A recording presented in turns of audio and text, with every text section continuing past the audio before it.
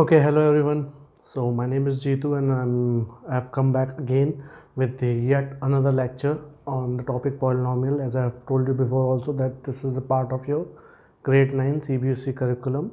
So as of now in the previous two lectures we have already discussed about that what polynomial is and what do you call that, what is a zero of the polynomial, what is a zero polynomial, how do we find the degree of a polynomial, and what is a remainder theorem, what is a factor theorem, and these all things we have already discussed and studied. So in today's topic we are going to study factorization. Basically in your grade 9 there are two types of factorization which you should be knowing it. The first thing is factorization using the splitting the middle term method. Okay, now this is the splitting the middle term method. So basically this method we are going to use for a quadratic polynomial.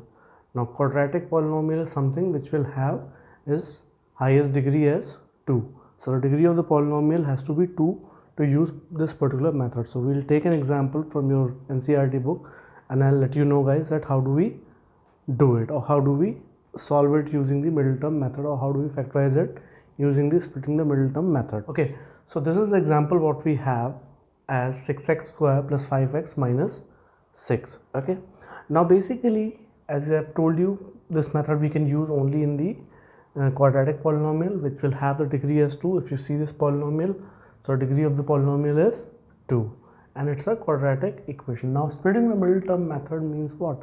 Basically you have to split this middle term.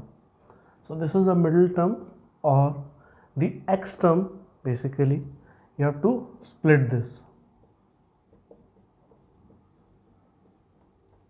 Now split this, but how do we split it? So there is a method to it. So in that method what we have to do, first of all we have to multiply the last term or the constant term with the multiple of the x square term or with the coefficient of x square term, if I should say correctly, right? So if we multiply it, what do we get? This times this. So we will get 6 times negative 6. So we will get negative 36. Okay, so this is what we will get. So now we have to split the middle term in such a way that when we should add or subtract we should get plus 5 and when we should multiply them we should get negative 36. So this is how we have to split these two middle terms. Okay, so for that what we can do is the easiest way I can suggest you is that you do the prime factors of the multiplication what you have got. So we have got 36. I'll just quickly do the prime factors. So I think you all are aware how to do prime factors. Okay, so now these are the prime factors of 36. 2, 2, 3, 3. So now if I think, so if I multiply these two terms I'll get 3 times 3 as 9, and if I multiply these first two terms I'll get 2 times 2 4. Okay, now if I multiply 9 times 4 what will I get? I'll get 36, right? And if I subtract 9 minus 4 what I'll get? I'll get obviously plus 5, and if I'll multiply 9 and negative 4 I'll get negative 36. So both the conditions are true if I take 9 and negative 4, right? So basically to split this middle term what we'll do, we'll just split it in 9 and 4. So I'll write plus 9x minus 4x and negative 6 as it is. Now if you see this carefully that I have already split it this middle term. Earlier I had 5x, now I have 9x minus 4x, but both are same thing. If you do 9x minus 4x you will get 5x only, right? So now what we have to do is we have to take first two terms and last two terms, and we have to take common in both first two and last two terms. So if you see the first two terms, so the common thing what we have, the common number between 6 and 9 obviously is 3, and between x square and x we have x as common, right? So in the bracket we'll get 2x plus 3, right? Now if we take the last two terms, first of all if you see both the terms are negative, so negative will be a common thing, right? And between the numbers 4 and 6 obviously 2 is common, so inside the bracket we will get 2x. Now since the negative has already come out so we will get positive and since 2 is already come out, so in place of 6 we'll get 3 only, right? Okay, so now the most important thing what you have to understand here is that this and this term will always be same when you are taking common. If it is not same, that means you are making a mistake. Okay, so that's a very important thing you have to understand out here, right? Okay, so now we again have two terms. One is this term and the other one is this term, correct? Now again in these two terms we have to take common. So the common term basically is the same thing. 2x plus 3 is the common term and the remaining term is 3x minus 2. So this is how you split the middle term and factorize it. Okay, so basically this is the method what we have to use. So we'll just quickly revise it. I'll tell you once again. Now basically what we have to do is we have to just split this middle term, which is 5x in this case. So how do we split it? We have to first multiply the coefficient of x square and the constant term. We'll multiply it. Once you will multiply, I'll get 6 times negative 6 as 36, negative 36. So now we have to split the middle term in such a way that the addition or subtraction should give me plus 5 and the multiplication should give me negative 36. So for that I'll just quickly prime factorize the multiplication. So I've done the prime factorization here. Then what I did, the first two numbers I multiplied together, I got 4. The last two numbers I multiplied together, I got 9. Now I have one number as 9, the other number is 4. Now if I multiply 9 and 4, I should get 36. Yes, I'll get it. So now how do I pair it? I'll pair it like that: 9 minus 4, which I'll get obviously positive 5, and 9 times negative 4, which I'll get obviously negative 36. So I'll split the middle term in terms of 9 and negative 4 like that. So this is what I did: 6x square plus 9x minus 4x minus 6. Then what I did, I took common from the first two terms and last two terms like that, and this is what I'll get. Then again I'll get two terms, so between those two terms again I'll take common 2x plus 3, and the remaining term 3x minus 2 will come as it is. So this is how I will factorize using splitting the middle term method. So I hope it should be clear to you guys. Okay, so next topic what we have is how do we factorize a cubic polynomial. So basically in the previous thing we studied how do we factorize a quadratic polynomial by using the splitting the middle term method, but now here we have to factorize the cubic polynomial. So this is what the cubic polynomial what we have, and we have to factorize it. Now how do we factorize it? That is very important. So first of all you have to use hit and trial method. Hit and trial. Now what do we mean by hit and trial? So basically what we have to do, we have to just substitute some random values of x in the given cubic polynomial, and we have to find out whether that particular number gives us the 0 of that polynomial. If that given number, if that tried number is 0 of the polynomial or not. So basically in simple words what I can say is that is whatever value you are putting in place of x, the whole term should become 0. If it is becoming 0, then we will move ahead. So let us put x is equals to 1, right? So in place of x I will put 1, so 1 cube minus 3 times 1 square minus 9 times 1 negative 5. So 1 cube is 1 only, minus 3 times 1 square is 1, minus 3, 9 times 1 is minus 9, minus 5.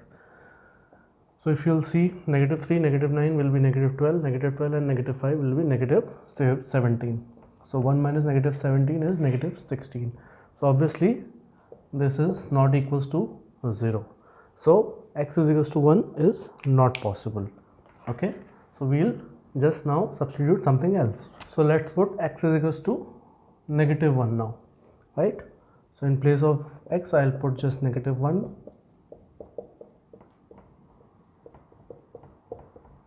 Now negative 1 cube is going to be obviously negative 1. Now negative 1 square is positive 1 only. Positive 1 times negative 3 will be negative 3. Negative 9 times negative 1 will be positive 9, and negative 5 will come as it is. So all the negative numbers, negative 1, negative 3 will be negative 4, negative 4 and negative 5 will be negative 9. So negative 9, positive 9 obviously will become 0. So x is equals to negative 1 is obviously 0 of this polynomial. So now just understand what we have to do further. Now since x is equals to negative 1 is a number which satisfies this equation and which is getting you 0. So that means we can say that x plus 1 is a factor of given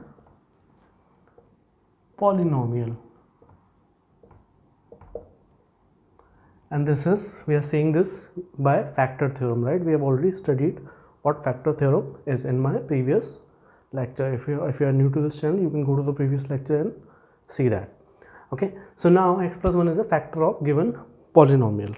So now what we should do it? Now we have to divide this given polynomial by x plus 1.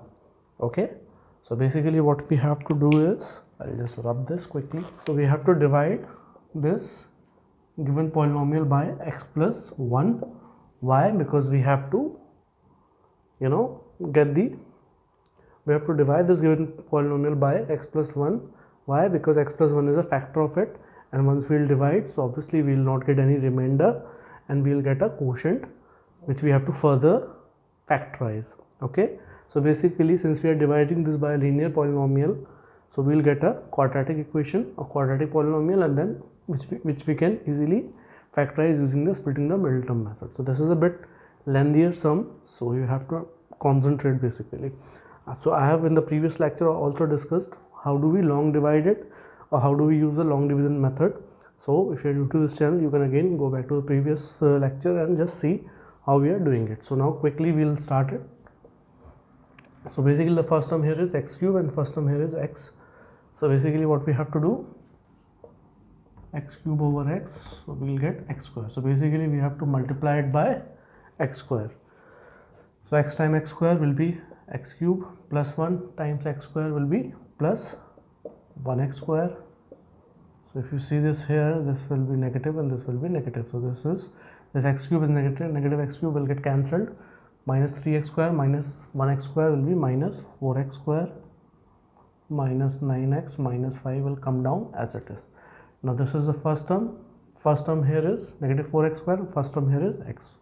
So we will just quickly divide it. So once you will divide it, you will get negative 4x, right? So we will just multiply it by negative 4x. So x times negative 4x will be negative 4x square, plus 1 times negative 4x going to be negative 4x. So this will become positive since we have a negative here. Now this will also become positive since we have a negative here. So this negative and positive will get cancelled. Now negative 9x plus 4x will give you negative 5x, right? And this negative 5 will come down as it is.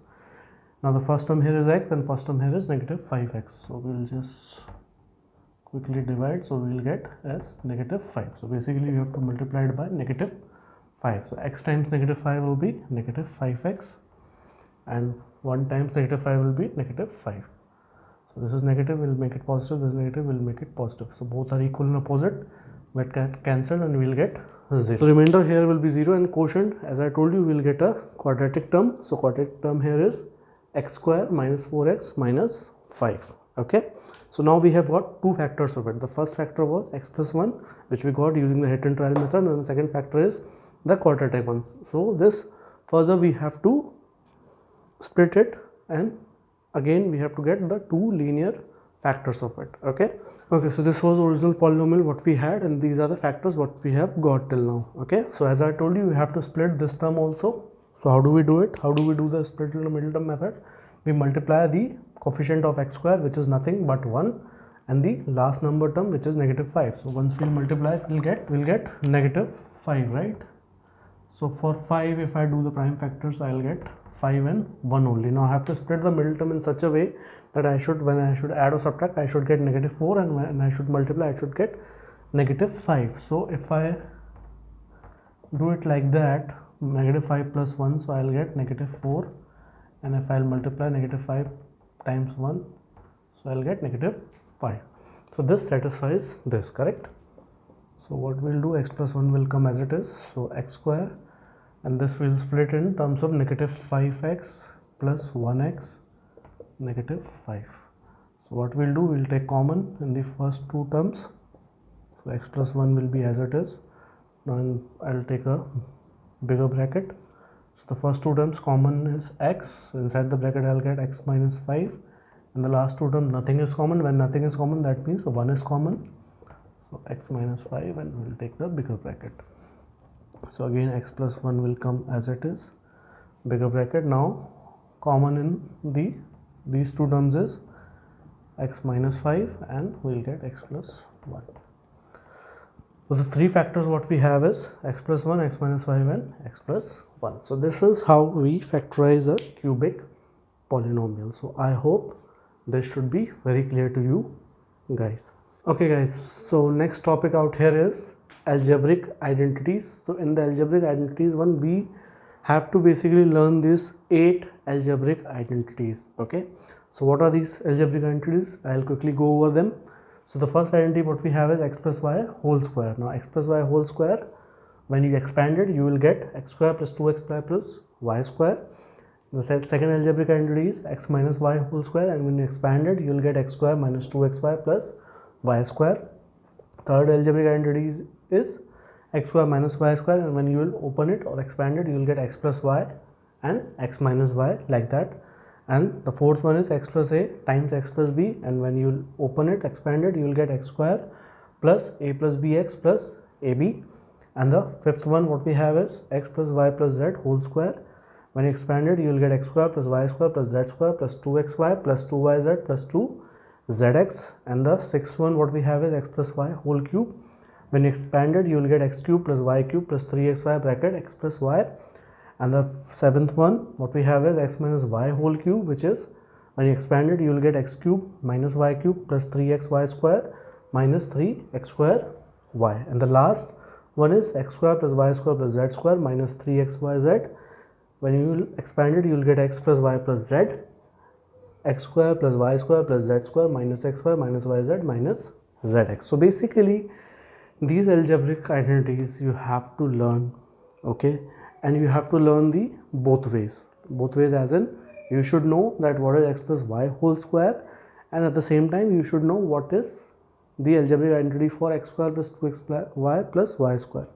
So you have to learn or understand them both ways, okay, then only it will be easier for you to solve the questions, okay, because this is very important. You have to learn them, and these are going to help you in the longer run in the next classes also. So basically you have to learn them.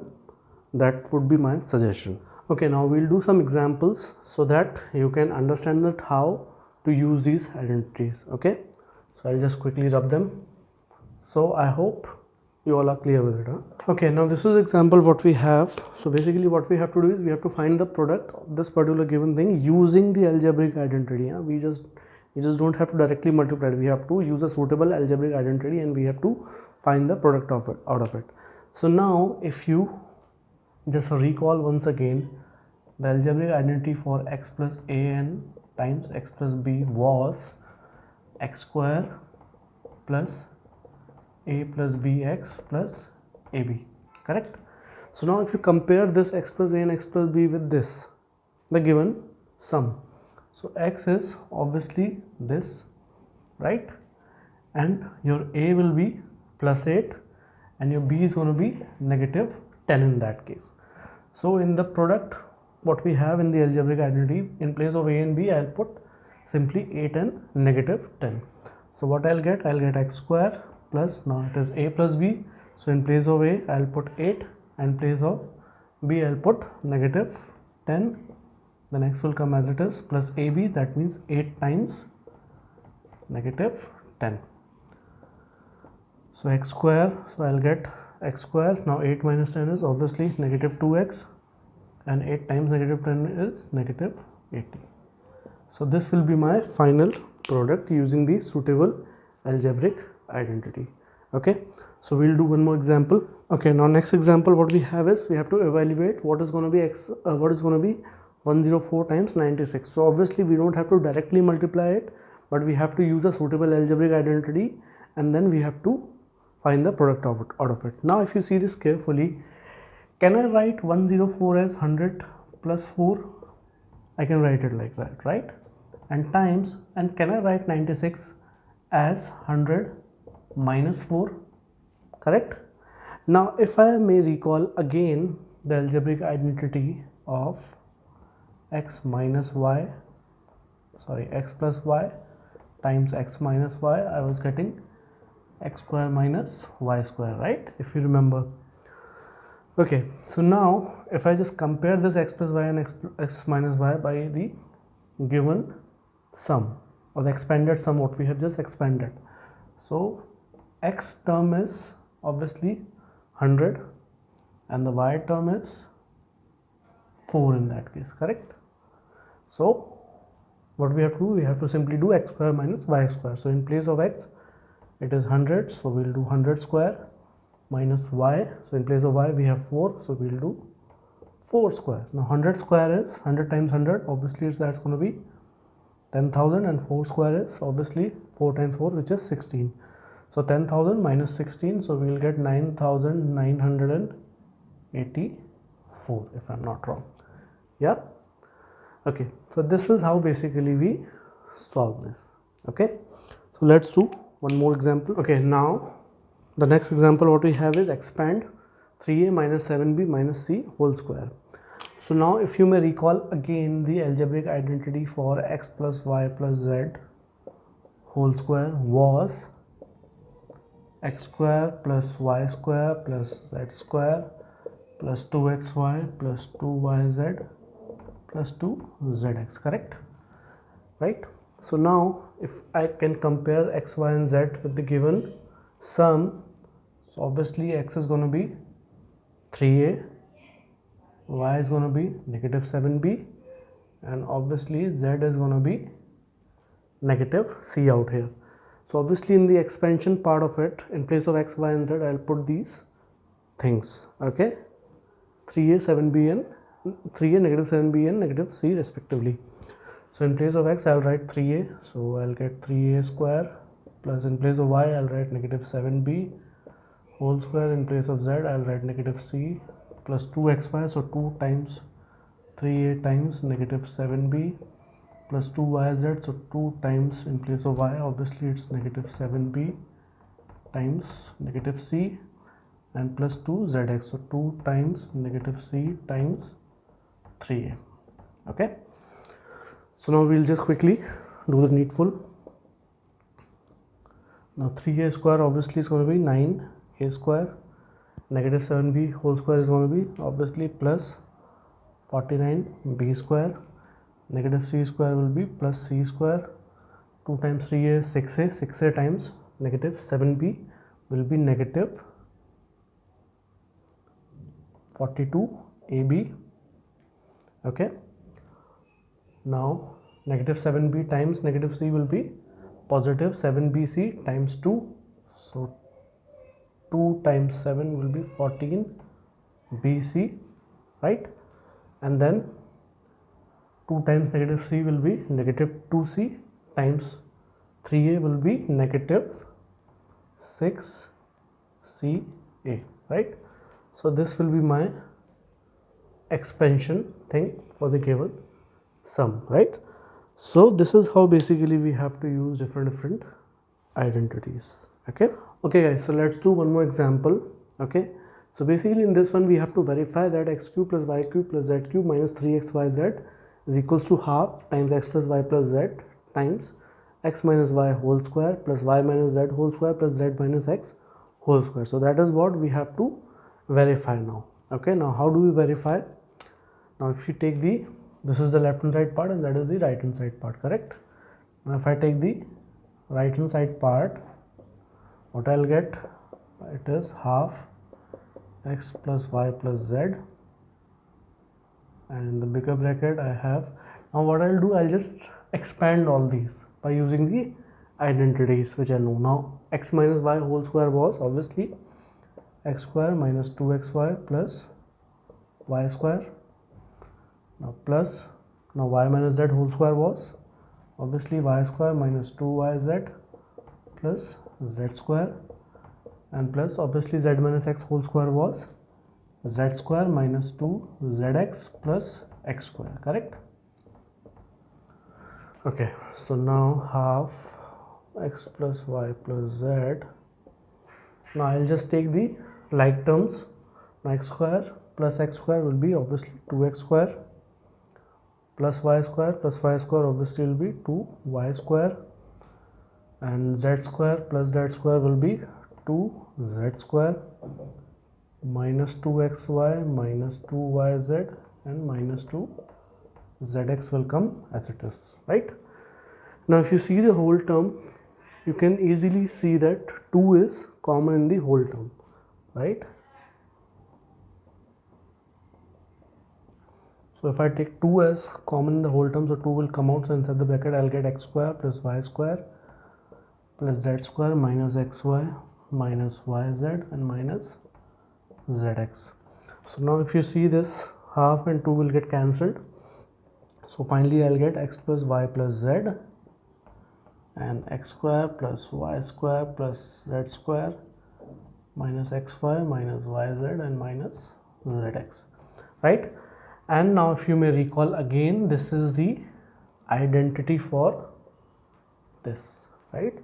So this is how we have to verify this. Okay, so with that guys, your chapter of polynomial for grade 10 CBSE is finished from my side. Okay, so basically we have covered each and every aspect of this chapter, okay, in brief, and I have done some very good number of examples as well to make you understand, make you guys understand in a better way. So that's all from now in this particular thing, in this particular chapter. So again I'll come back again with a new chapter with some new CBSE curriculum of mathematics. Okay, so till then, take care, bye bye. And if you like this effort of mine, so please do like, share and subscribe to this channel, and obviously ask your school friends and family to like to my channel and just see all my videos. Thank you so much.